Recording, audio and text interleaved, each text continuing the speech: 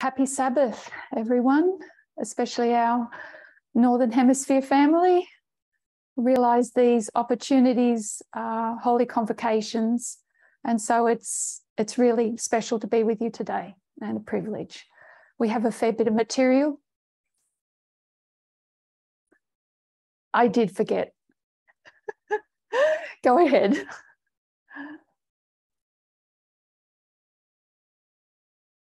Happy Sabbath. It's a privilege to be with you today, and I realise it's a holy convocation when we meet like this.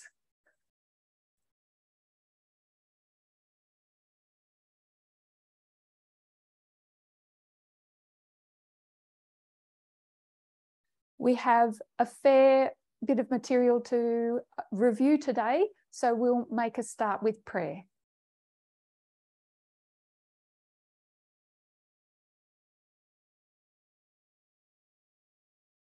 Please bow.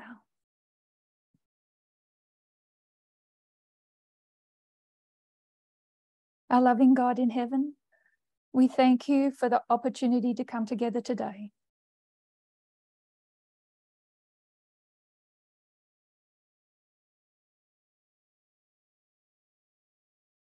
We invite your presence and all the heavenly host.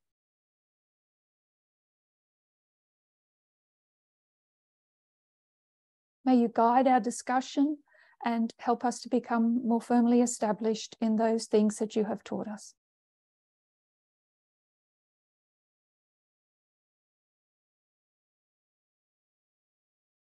We wait on you and thank you. In Jesus' name, amen.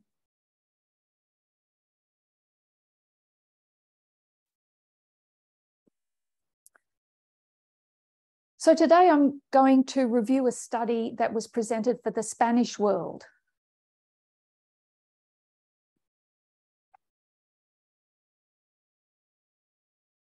It is a broad review of some of our teachings.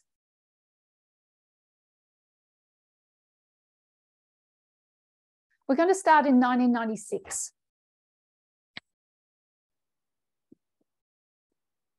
The Time of the End magazine is written.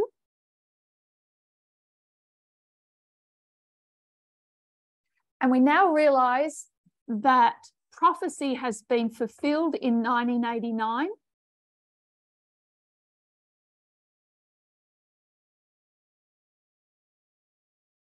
Daniel 11:40, part B, has been fulfilled. The next thing to happen is Sunday law in the United States.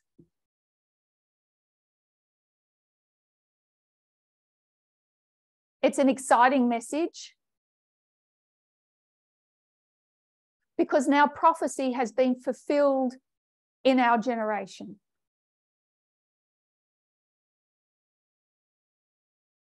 Prophecy is no longer a thing of the past.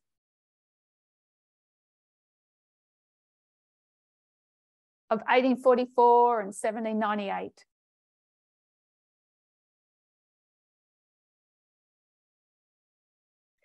But Sunday law didn't come next.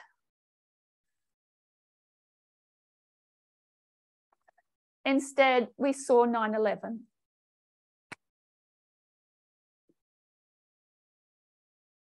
And now we were doubly assured that we were the last generation.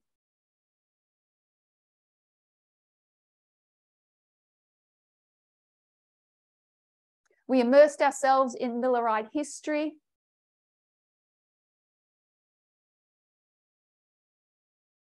In Revelation 8 and 9.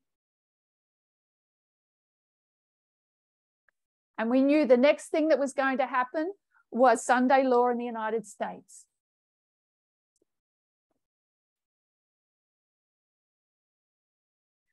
But Sunday law didn't come. 27 years after 1989, we get to 2016.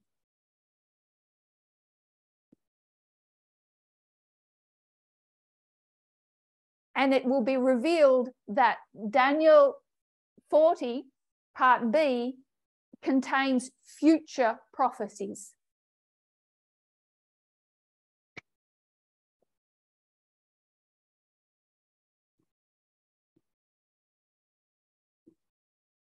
Battles called Raphia and Panium.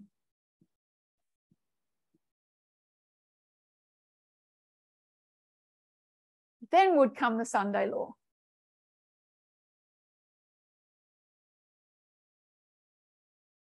So Raphia was a battle, Panium was a battle.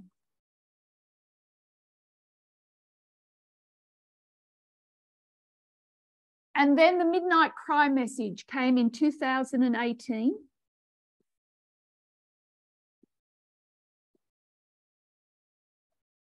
And we understood that 2016 and 2018 were also battles.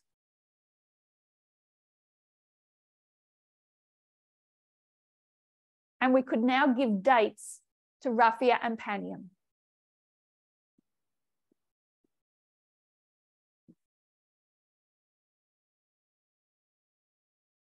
All of this was based on an understanding of Pyrrhus,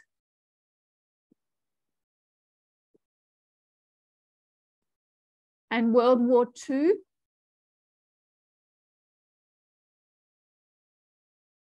That taught us two streams of information.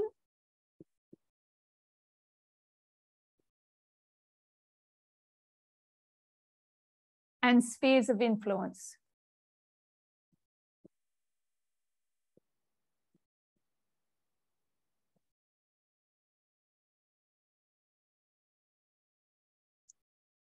And then World War I would be open to us.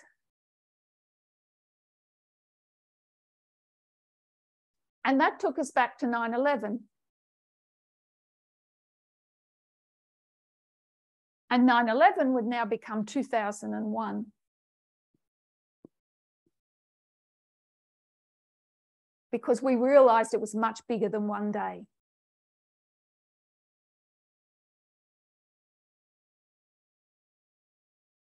We looked at the Gulf War and the Iraq War.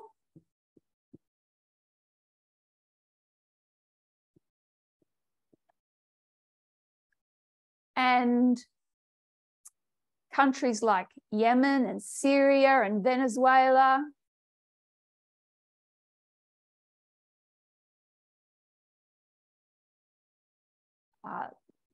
Libya, Iran, Ukraine. They come into focus, and now we realize we have a global message.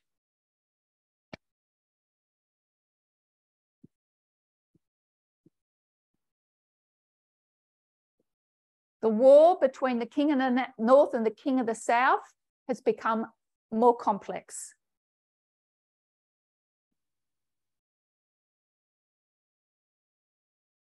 We also begin to unpack that 1989 was a deadly wound followed by a death.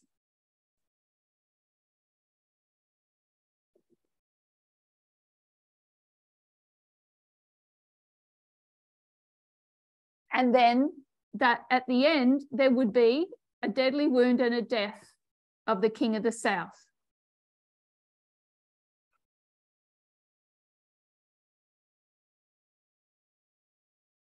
And now Sunday law is tied in to this message more tightly.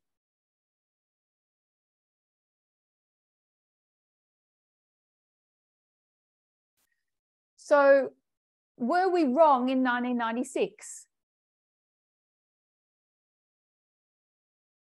We haven't even begun to unpack 2014.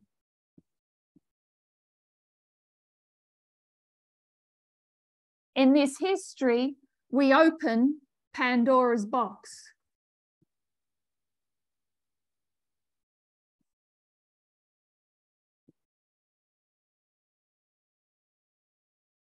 That's just full of events that we don't have a board large enough to write on.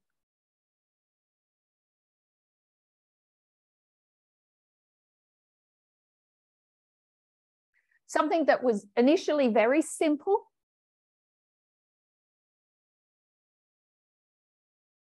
over 30 years of development has become quite complex.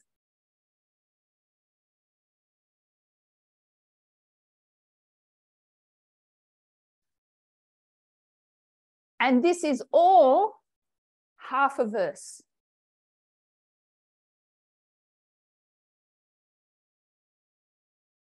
Unpacking 2014 and all the history that follows it,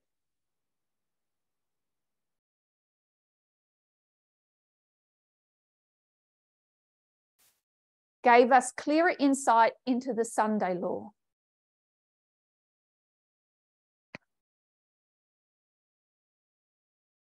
Daniel 11, verse 41. If this half a verse was this complex,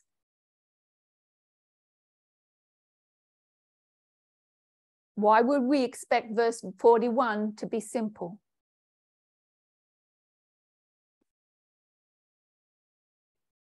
It's taken half a verse and all this complex external events to lead up to Sunday law.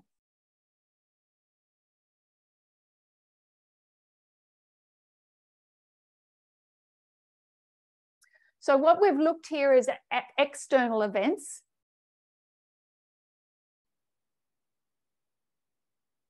But there were also internal events. A development of the understanding of the king and the kingdom.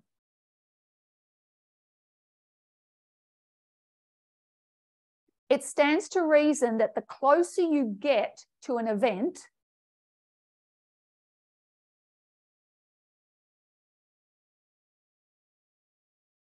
the more visibility or detail you're going to see of that event.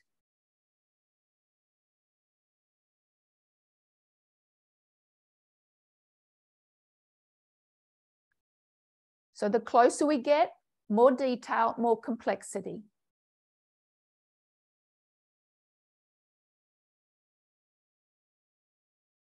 Internal and external.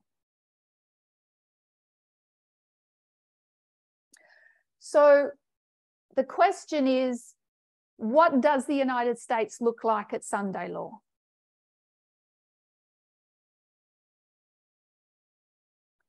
We know it won't be simple.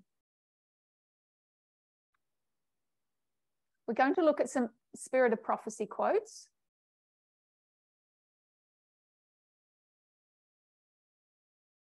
Great Controversy, 440, paragraph 2.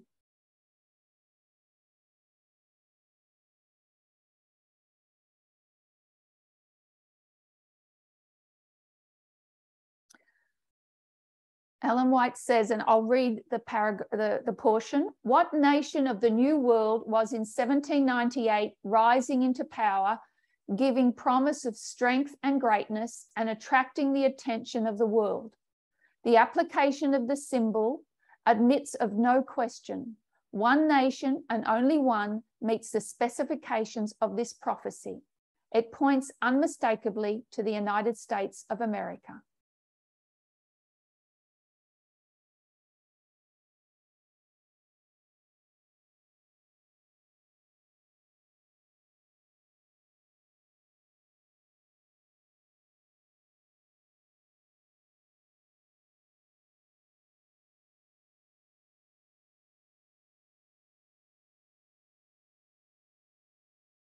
So in this paragraph, Ellen White is clearly defining the second beast of Revelation 13 as the United States.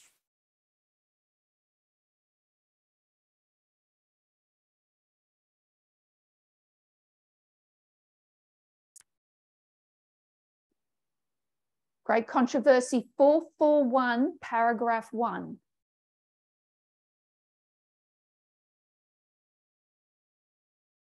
And he had two horns like a lamb.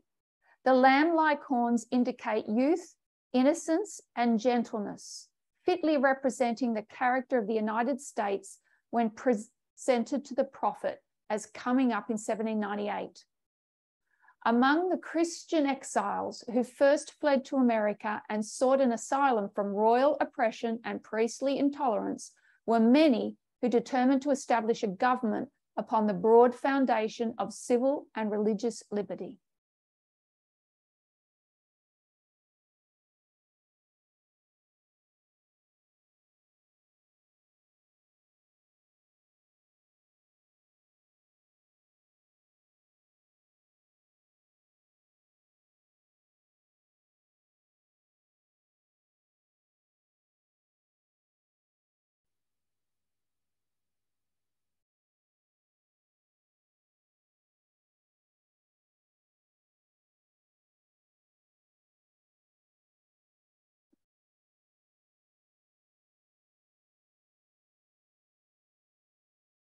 So there are exiles from the old world to the new world.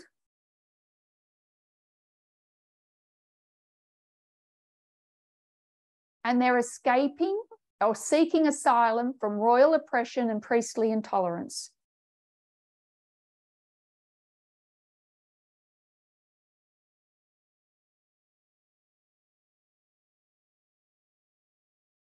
From a corrupt state and a corrupt church.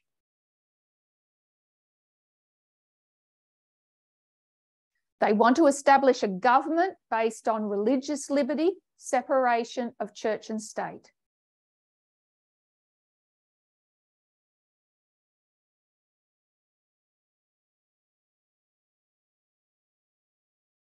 So we will read on.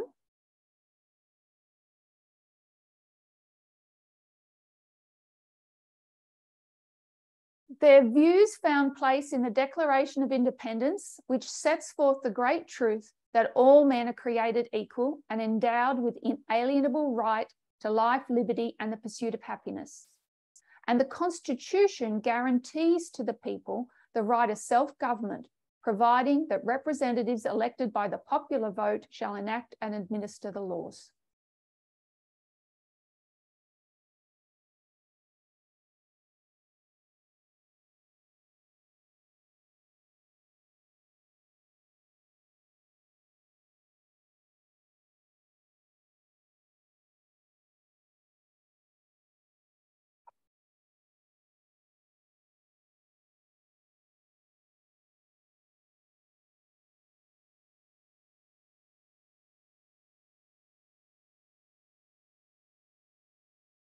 So these exiles declared themselves independent from the motherland.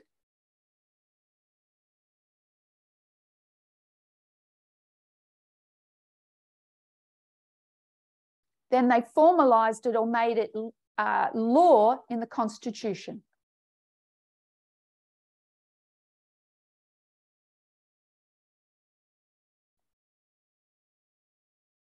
Great Controversy 441.2. But the beast with lamb-like horns spake as a dragon, and he exercises all the power of the... Did I skip a paragraph? I'm sorry. Continuing on that paragraph. Freedom of religious faith was also granted, every man being permitted to worship God according to the dictates of his conscience. Republicanism and Protestantism became the fundamental principles of the nation. These principles are the secret of its power and prosperity. The oppressed and downtrodden throughout Christendom have turned to this land with interest and hope. Millions have sought its shores, and the United States has risen to a place among the most powerful nations of the earth.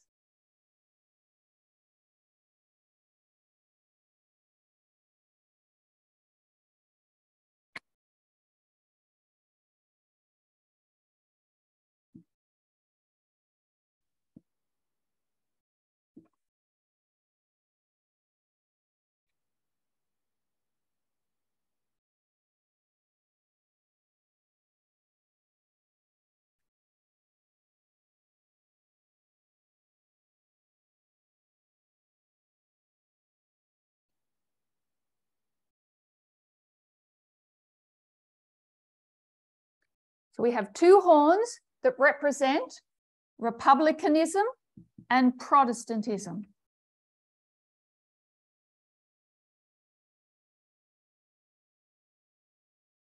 freedom from royal oppression and priestly intolerance.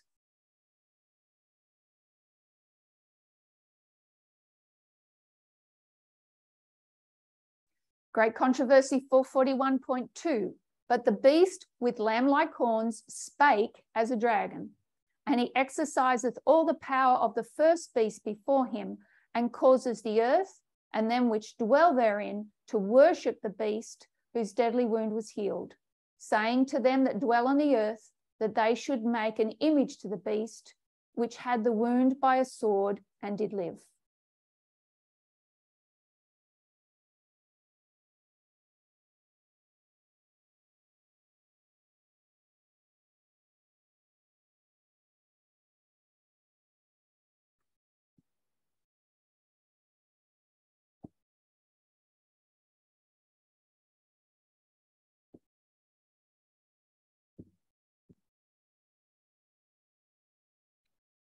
So this beast is going to speak as a dragon.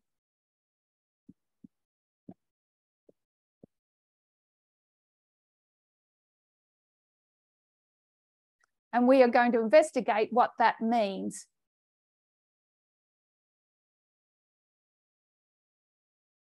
So there is a change. The second beast will make an image to the first beast.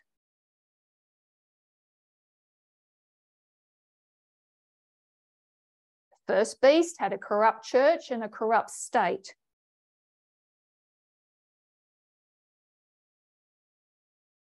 What does that look like for the second beast when he makes that image?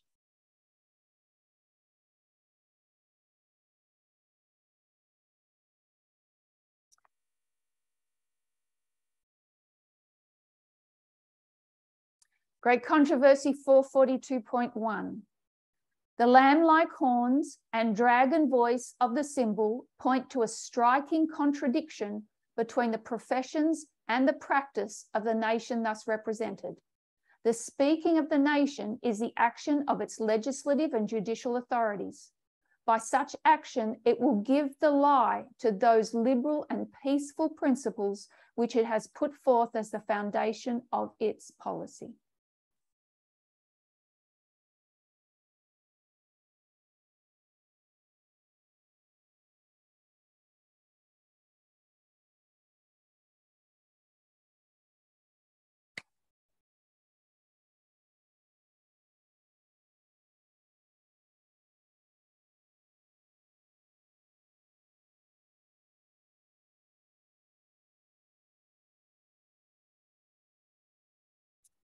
So these horns of republicanism and Protestantism represent the profession of the United States.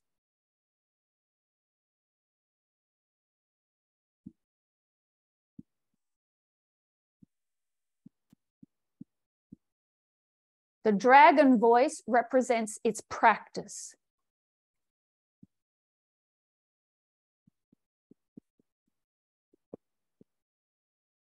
And Ellen White says there's a striking contradiction that has developed between the profession and the practice of the United States.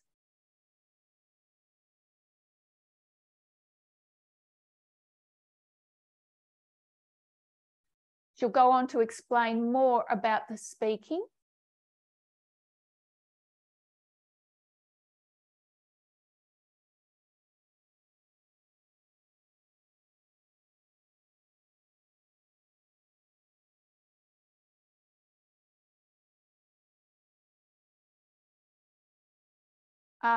She explains that this speaking is the action of its legislative and judicial authorities.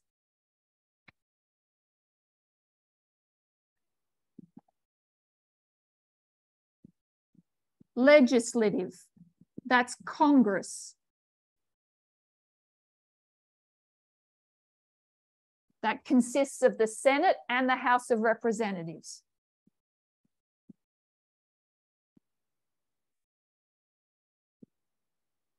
The judicial.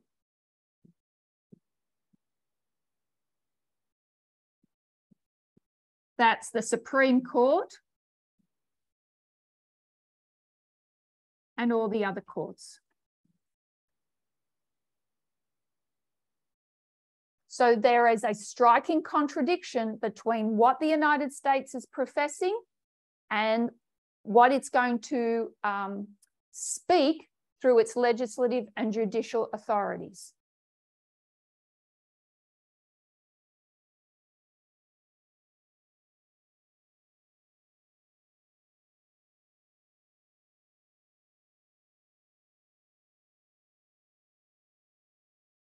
The last portion of the quotes says, the prediction that it will speak as a dragon and exercise all the power of the first beast plainly foretells a development of the spirit of intolerance and persecution that was manifested by the nations represented by the dragon and the leopard-like beast. And the statement that the beast with the two horns causes the earth and them which dwell therein to worship the first beast indicates the authority of this nation to be exercised in enforcing some observance which shall be an act of homage to the papacy.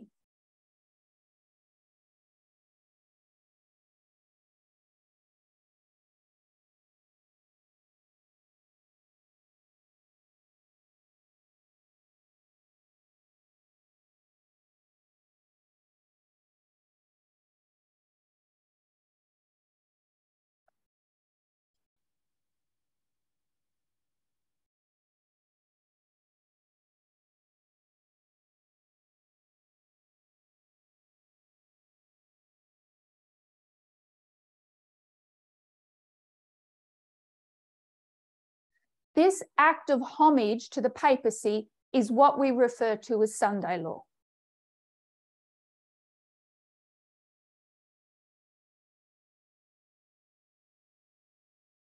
But it develops.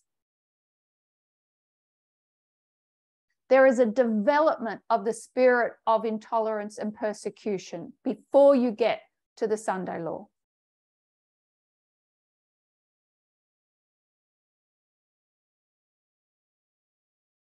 And Ellen White is focusing on two branches of the United States government.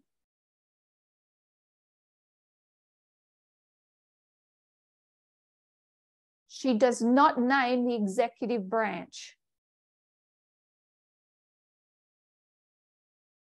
She's focusing on, she's taking our focus off the executive branch.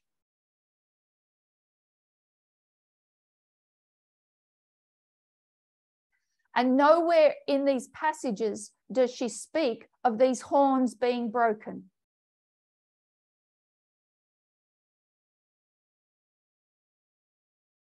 What exists is a striking contradiction.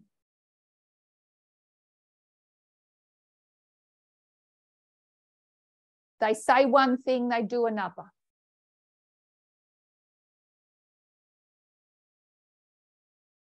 We'd call that hypocrisy. Doesn't live up to its profession. So if we go back to 2014, which is Sunday law for the priests,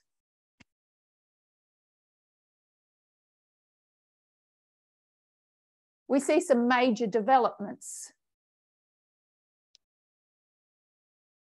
Mitch McConnell is leader of the House minority.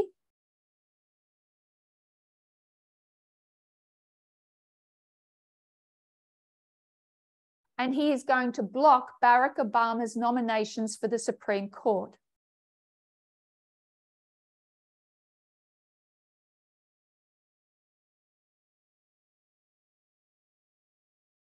No longer will there be representatives on the Supreme Court that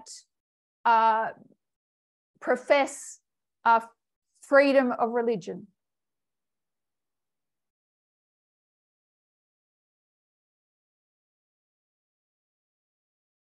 So major developments are connected with the judicial branch.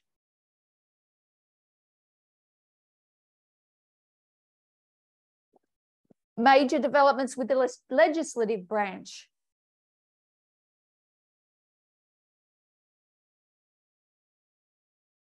Steve Bannon, Jeff Sessions, Stephen Miller will begin the purge of the GOP.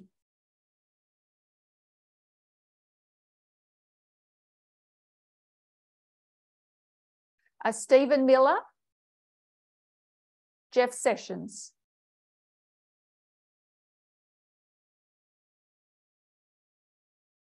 And the Republican Party will be purged of centrists or moderate Republicans.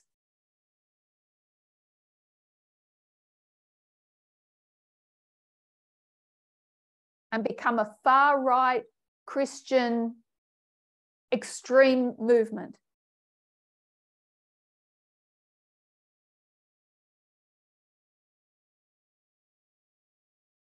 All these developments happen while Barack Obama, a Democrat, is President of the United States.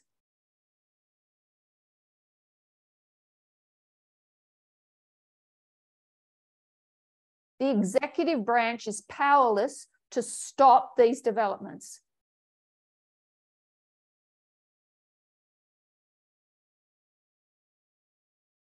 And what is set in motion in 2014 cannot be undone.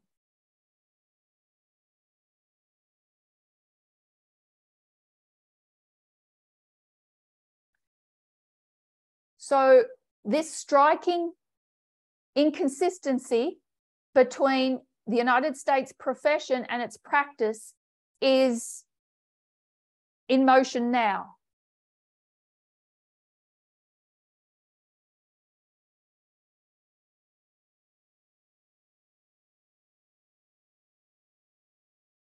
And when they give lie to their profession, they're setting up the image of the beast.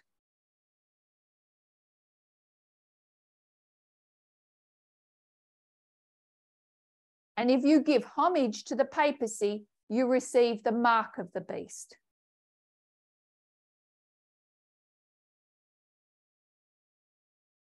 External events that are preparing us for the Sunday law crisis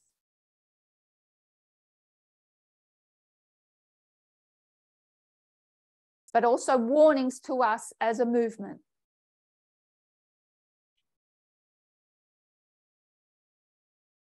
So, how does this apply to us? So we understand that the mark of the beast and the seal of God are our only two options. A mark and a seal are essentially the same thing. You could get the seal of the beast and the mark of God.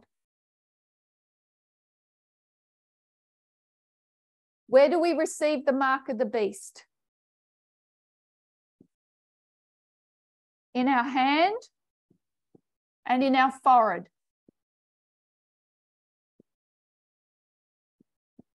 Which represents practice and profession.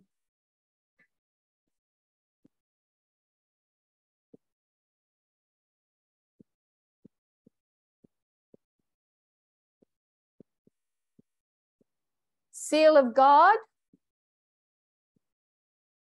where do we receive it?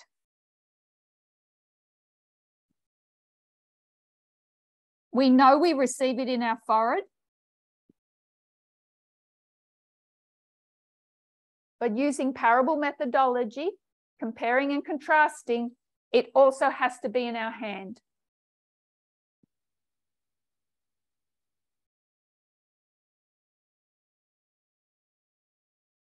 Seventh-day Adventists have always been reticent to say that works have any part of our salvation.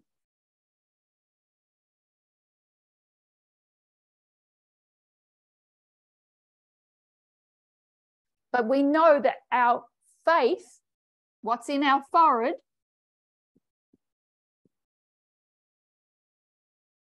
has to be demonstrated or practiced.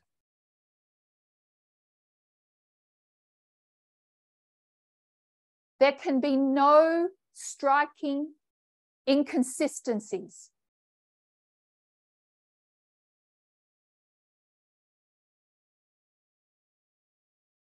So what we see happening on a large scale, we are in danger of repeating on a small scale.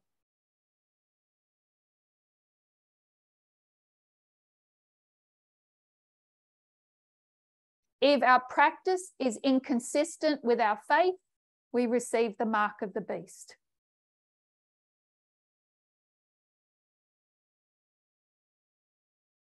Our faith, our doctrines, our teachings, our understanding of prophecy must be pure so that our practice will demonstrate that faith.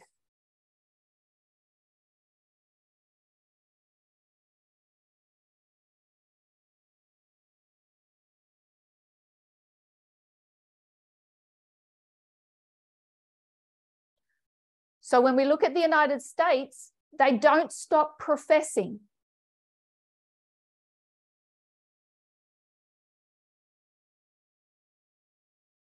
But there is no practice. Bring that into our personal lives, and that results in the mark of an image to the beast.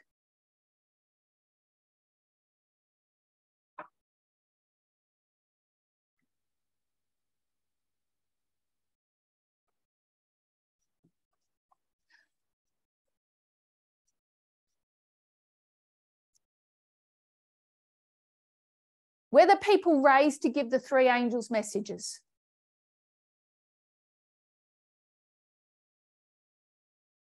Second angel's message, Babylon is fallen, is fallen.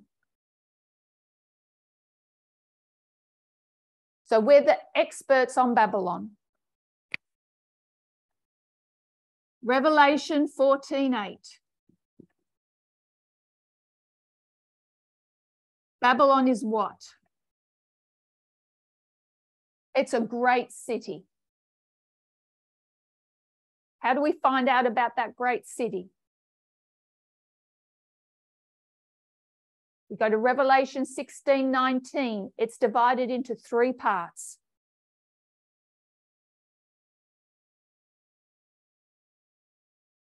Verse 13, dragon, beast, false prophet.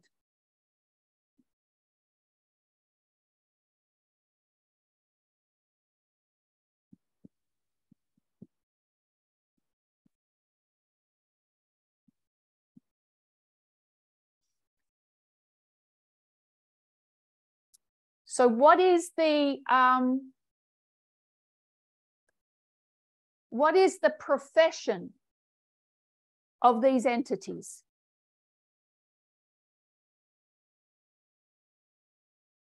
If we understand their profession, we will understand their practice.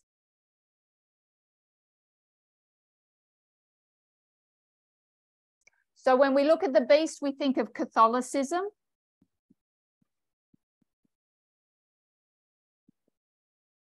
The false prophet is Protestantism.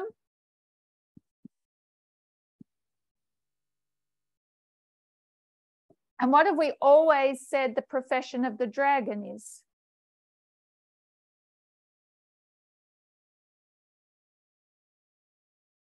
Spiritualism, paganism, all the isms.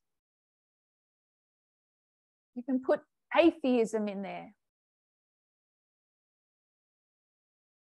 And what's the difference between the three? Catholicism makes a profession of Christianity, as does Protestantism. The difference with the dragon is there's no profession.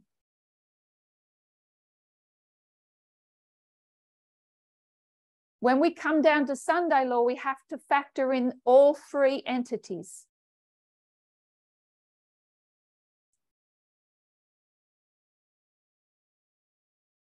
And not just focus in on Catholicism and Protestantism.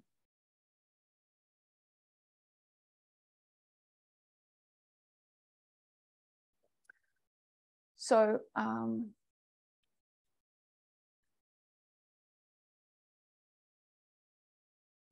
so what we want to explore is this relationship between profession and practice.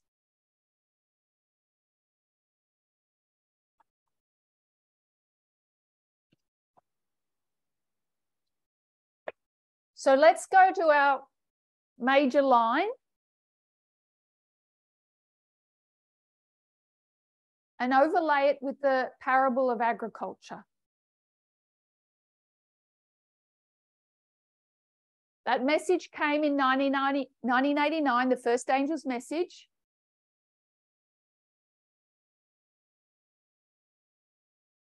Which said, wake up, you're a wicked farmer.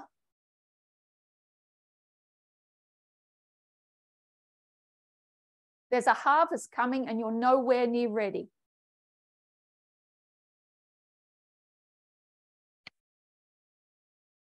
So there is a preparation, pulling out those thorns and thistles,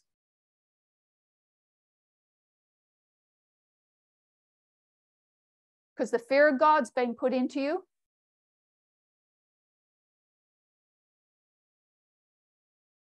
And 9/11, you're ready to sow that seed.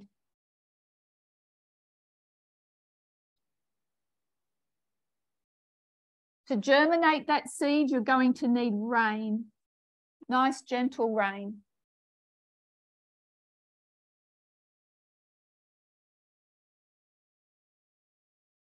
Those showers are going to produce a blade.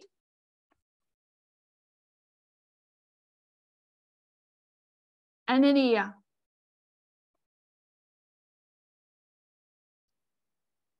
In order to bring that fruit to maturity, latter rain is needed. Sweeten up that grain or fruit ready for harvest.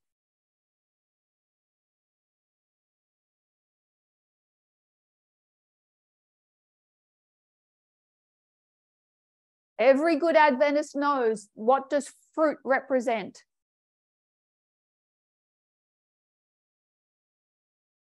It represents works or practice.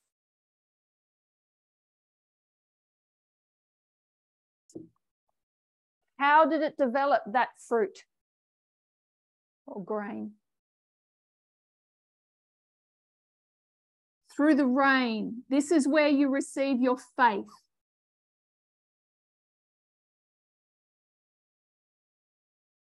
The rain gives us the doctrines, the messages that will develop the practice.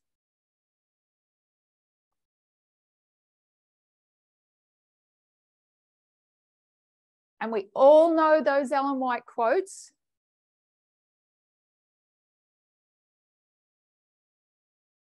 That says, if you're waiting for the latter rain to correct your wickedness,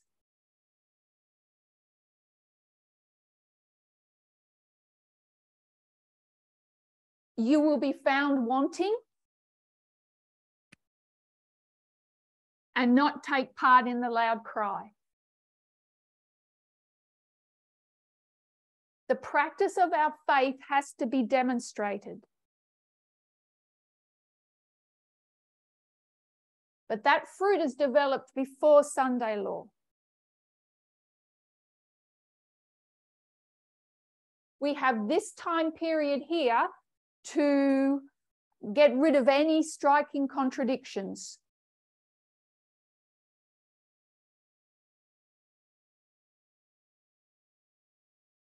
All the latter rain does is ripen the fruit that already existed prior to Sunday law.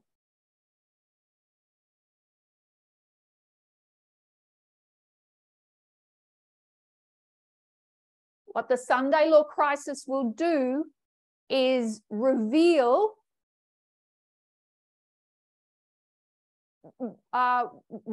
what fruit you have.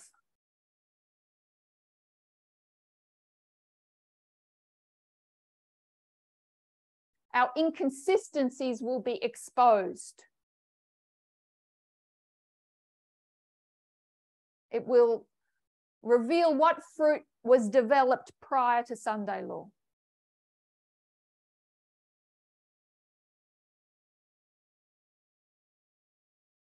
So the agricultural model makes that very clear.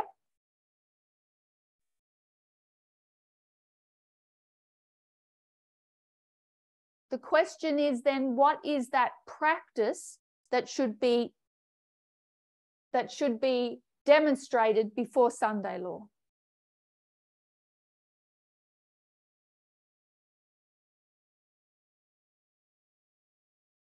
So again, the closer we get to Sunday law, the more detail we see.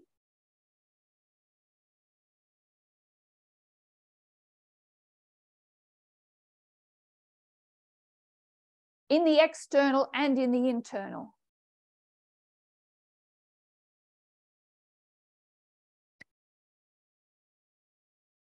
Even when we're considering the internal kingdom,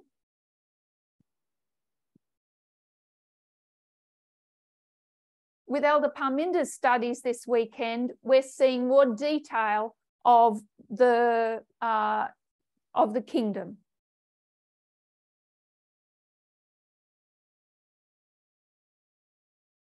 That makes sense because we're getting closer to Sunday law.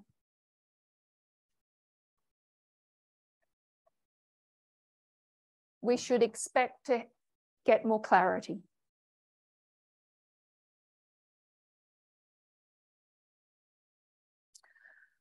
Okay, so the spirit of prophecy gave us insight into how the United States will behave during Sunday law.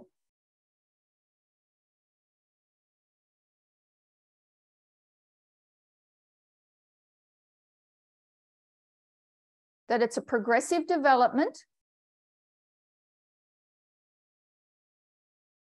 and we can mark 2014 as a major turning point in that development.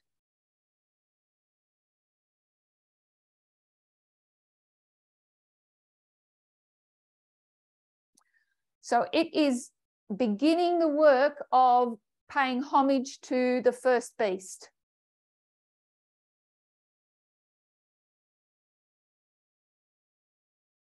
And again, the danger for us as individuals is doing the same.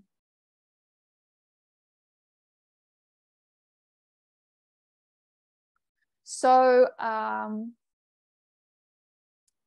are we going for time?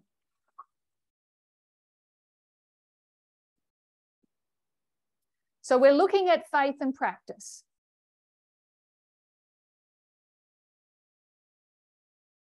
And I left my ruler. So what we'll do is we'll consider the line of restoration.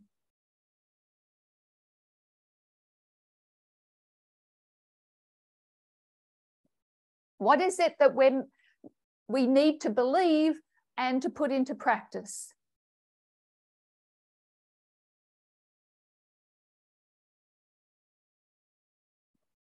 Let's consider Eden to Eden.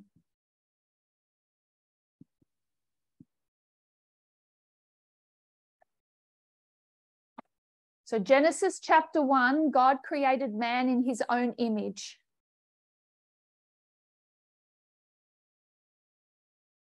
In the image of God created he them. Male and female created he them.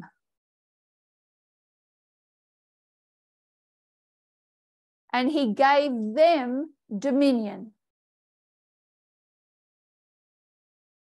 So both male and female had dominion.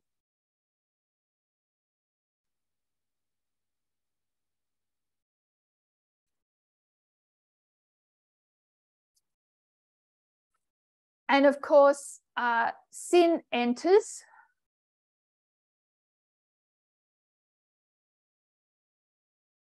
And they lose their dominion.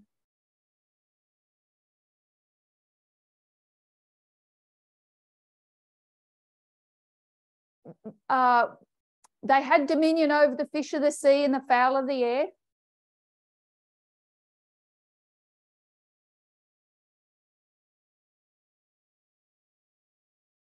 And all of that is lost with sin.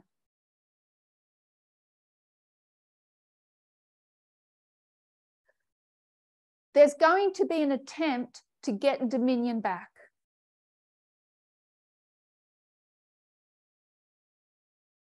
The only thing that man can have dominion over is woman.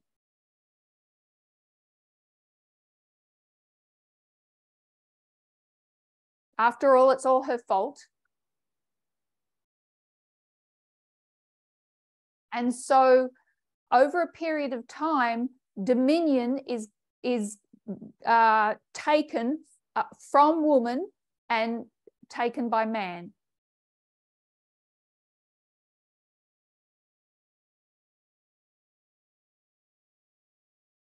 We call it patriarchy.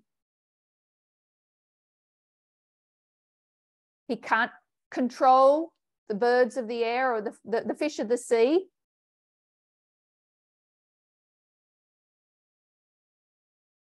Can't even control dirt anymore.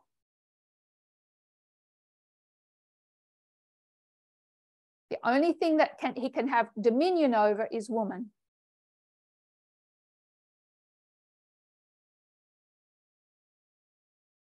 And what could have been a blessing for both of them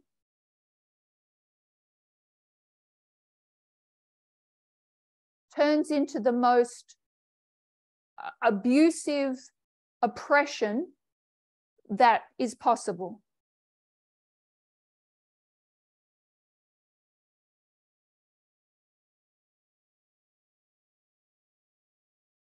And that is why we say sexism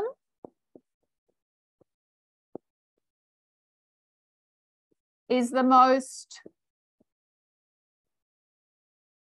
the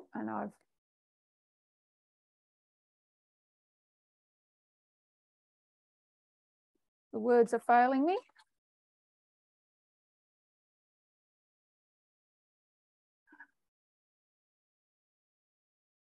That's not the first word. I'll come back to it. It's the most oldest, thank you, deepest, most fundamental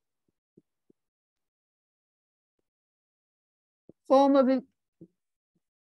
of discrimination.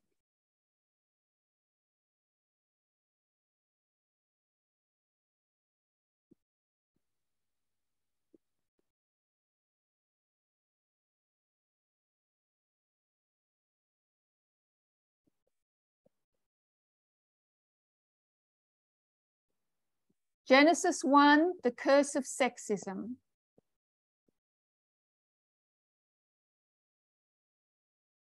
Genesis 1, Genesis 3.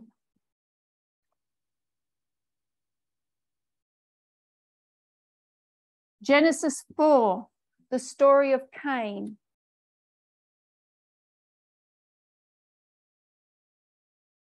And the story of Cain is how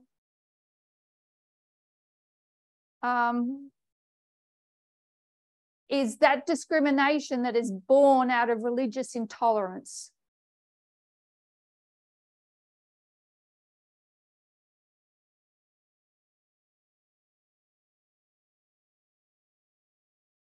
Cain was determined to worship God according to his own faith.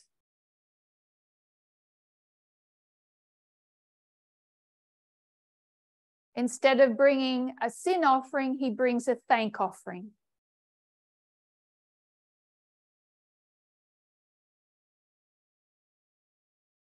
He was very happy with himself. Felt no need of a sin offering. But couldn't tolerate somebody who did.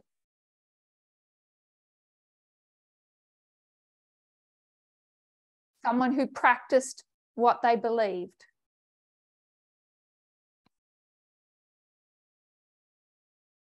And so we see, I'll just put FW for false worship here.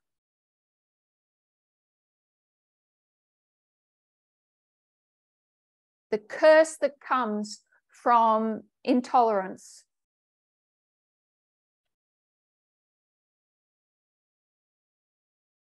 We come down to Genesis 10. And that story has been told very well. The curse of Ham and the result of racism and ultimately slavery.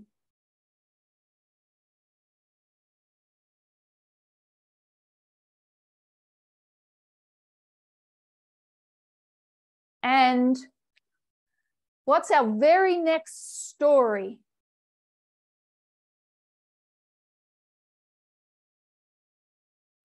The very next story is Genesis chapter 11.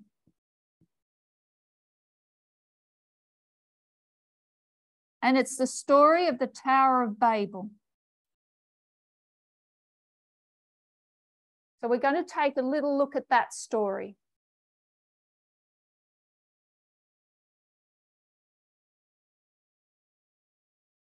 And if you could turn to Genesis 11.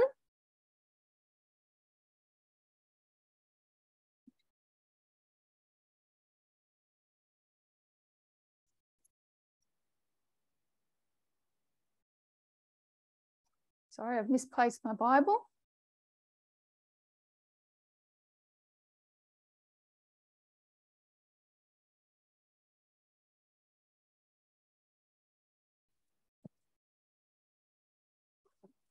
I've got it. Genesis 11.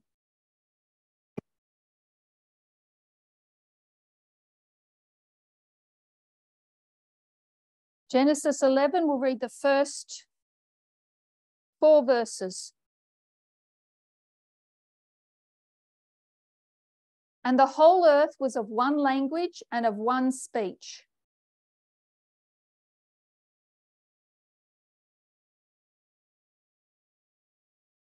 And it came to pass as they journeyed from the east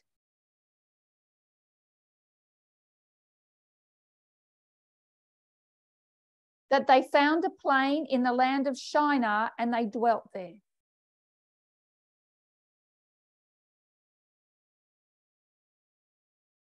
And they said one to another, "Go to, let us make brick and burn them thoroughly."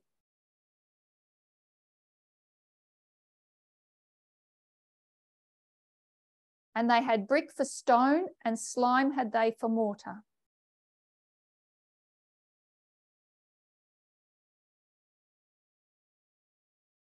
And they said, "Go to, let us build us a city and a tower,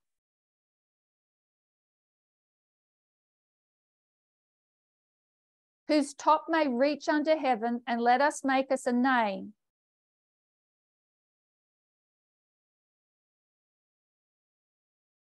lest we be scattered abroad upon the face of the whole earth."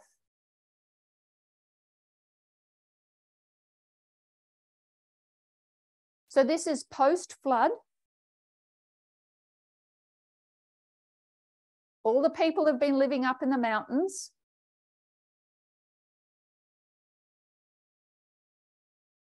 But as the numbers have increased, apostasy has created divisions.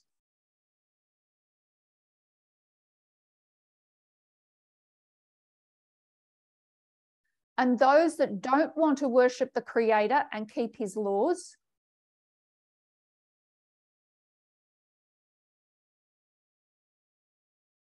they cannot tolerate those that do.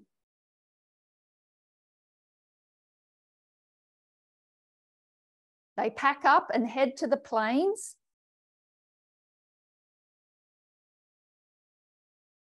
And they're going to build a city and a tower.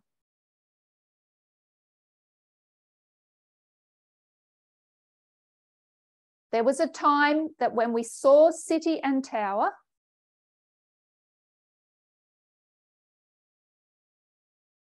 we saw church and state. The city being the state and the tower being the church. But we want to have a closer look at what that tower represented.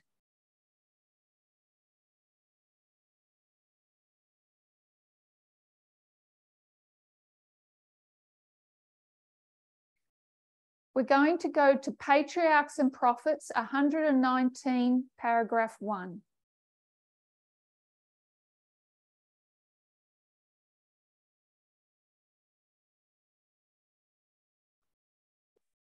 The dwellers on the plain of Shinar disbelieved God's covenant that he would not again bring a flood upon the earth. Many of them denied the existence of God and attributed the flood to the operation of natural causes. Others believed in a supreme being and that it was he who had destroyed the antediluvian world, and their hearts, like that of Cain, rose up in rebellion against him.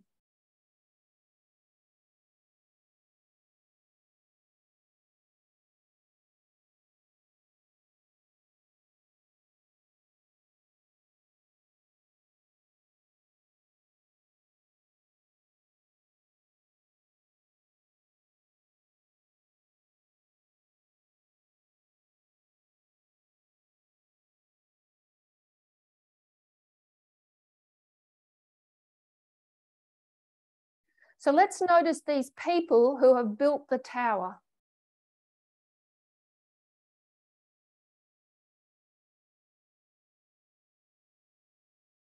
Have they built a church? They don't even believe in God. They deny his existence. And those that do believe he exists don't like him.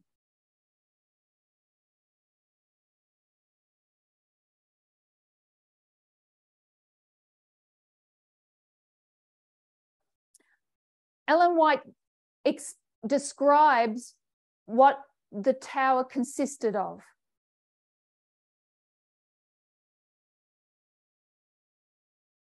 There were rooms for the workers,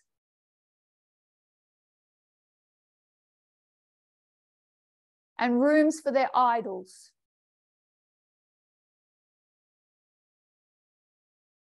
What kind of idols do you make when you don't believe in God?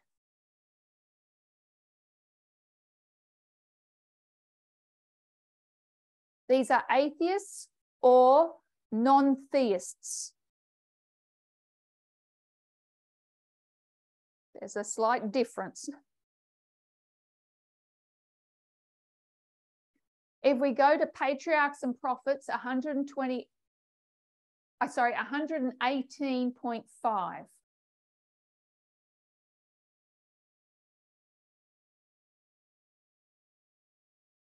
The magnificent tower, reaching to the heavens, was intended to stand as a monument of the power and wisdom of its builders, perpetuating their fame to the latest generations.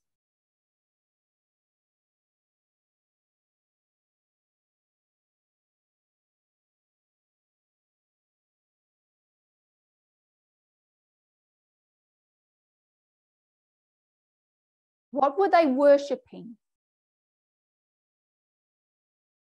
What did those idols represent? Their own power and wisdom. Human glory. Idols of silver and gold represent human glory.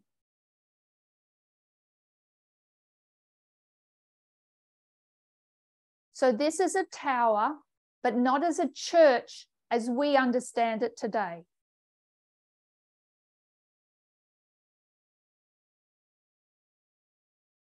Were they religious? Yes, but they worshipped themselves.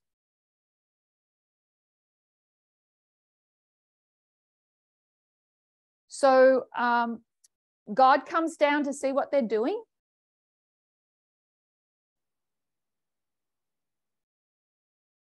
And he recognizes that if he does not intervene now, there will be nothing will restrain them.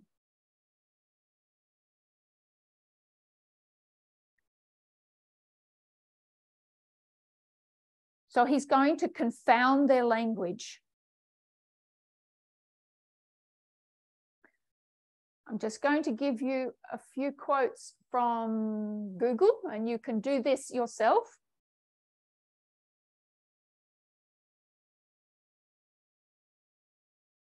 Google language and culture. The phrase language is culture and culture is language is often mentioned when language and culture are discussed.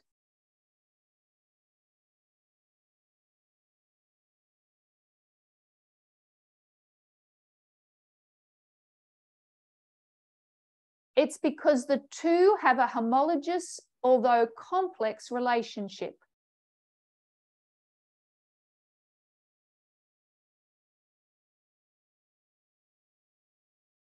They're similar, they have the same structure.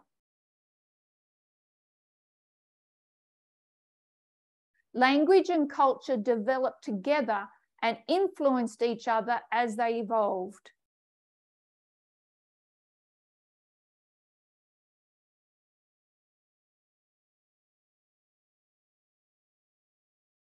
They are inseparable because language encodes culture and provides the means which culture is shared and passed from one generation to the next.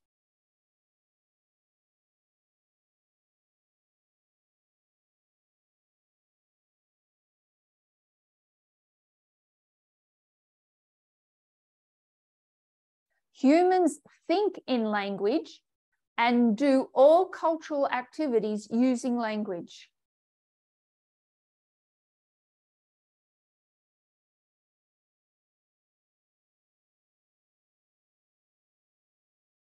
Human language can be considered a culture's most important feature, since complex human culture could not exist without language, and language could not exist without culture.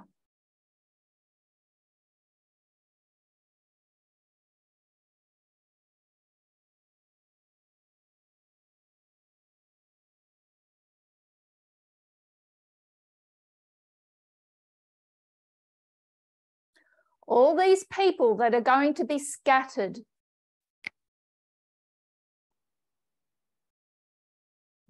what are they going to take with them? Language, culture. You cannot separate the two. All their languages may be different,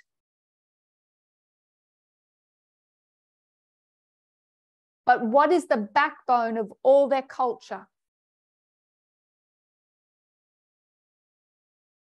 Sexism, false worship, racism.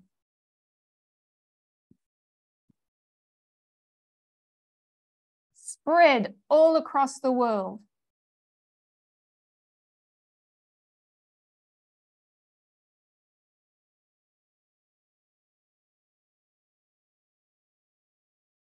These people that could not tolerate others that worshipped God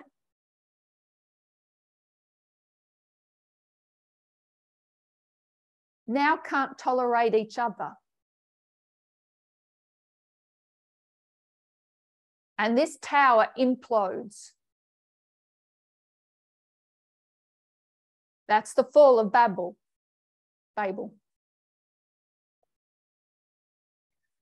So we see spread across the world cultures that have sexism, false worship, and racism at their very heart.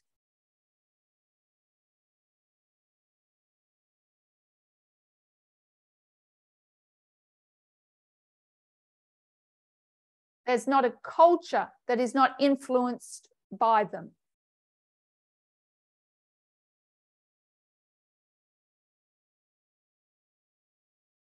And of course, we know that not everybody was scattered.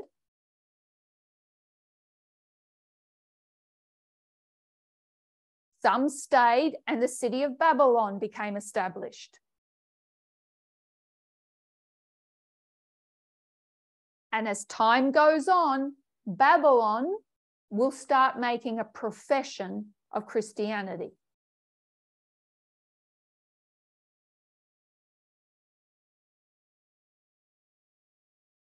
But behind that profession is still sexism, a false worship, and racism.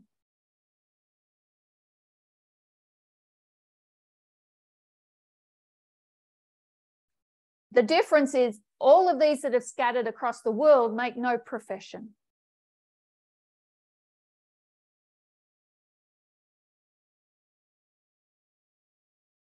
There will be a development of Babylon that will eventually make a profession.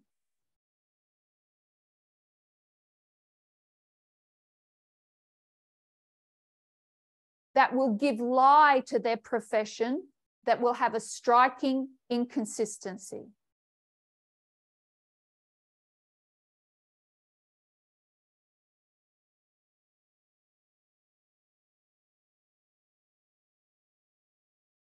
So we'll leave it here for the moment. We started by looking at the complexity of Daniel 11:40 Part B.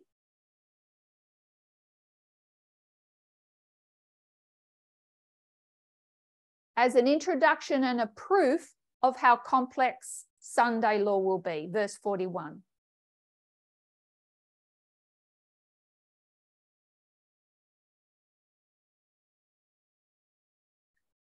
When we look at the Sunday law test, we understand that the image, the mark of the beast,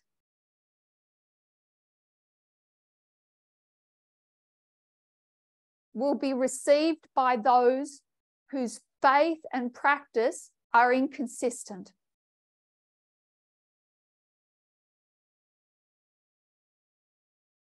Whose profession and practice are a lie.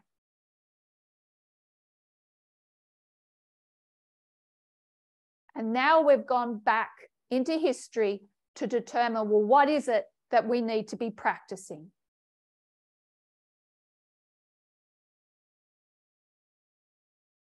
What is this fruit that needs to be developed before the crisis?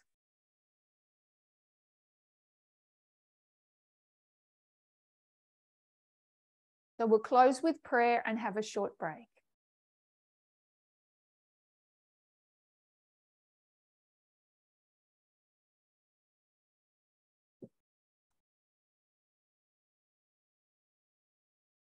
Our loving God, we are in awe of your patience and long-suffering with your people.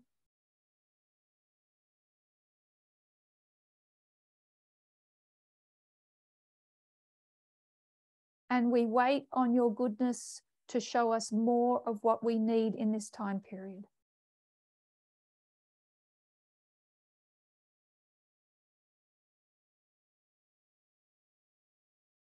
Bless this small break so that we may rest a little before returning.